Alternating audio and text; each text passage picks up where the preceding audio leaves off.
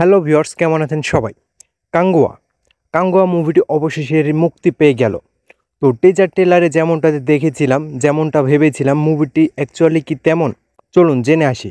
কাঙ্গুয়া মুভিটির কিছু দিক অনেক ভালো ছিল, অন্যদিকে অনেক বাজেও ছিল। তো মুভিটির বাজে দিকগুলো আগে বলি, যেগুলো আপনাকে হতাশ করবে। মুভিটির যে হিন্দি ডাবিং, এই হিন্দি ডাবিংটা ছিল একদম বাজে। বিশেষ করে অন্তত মেইন ক্যারেক্টার সুরিয়া, বেবি দেওল আরও যারা আছে তাদের ডাবিংটা ভালো করার দরকার ছিল। বাট গাইজ, এদের ভয়েসটাই ম্যাচ করছিল না মুভি দেখার সময়। ইভেন ক্যারেক্টারের যে ডিপ ভয়েস, যে সিরিয়াসনেস থাকে, সেটাও নেই। আরও যে বিষয়টা খারাপ লেগেছে সেটা হলো মুভিটির অ্যাকশন মোমেন্ট। আসলে মুভিটির টিজার ট্রেলারে যে অ্যাকশন দেখানো হয়েছে আর যেখানে যেখানে কাট করা হয়েছে, ঠিক মুভিটির মধ্যেও অ্যাকশন মুভমেন্টে কাট করে দিয়েছে, নয়তো সাইড শুটে দেখানো হয়েছে।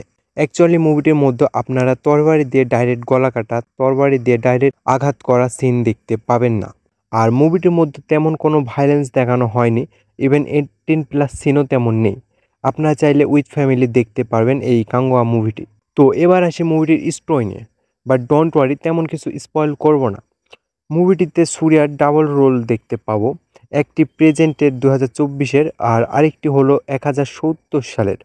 আর মুভিটির মেন ভিলেন বেবি ডল। তবে বেবি ডল লিটারালি প্রশংসার যোগ্য। তার অ্যাক্টিং, তার সিরিয়াসনেস, তার ডেডলি লুক এভারেজে একদম নেক্সট লেভেল।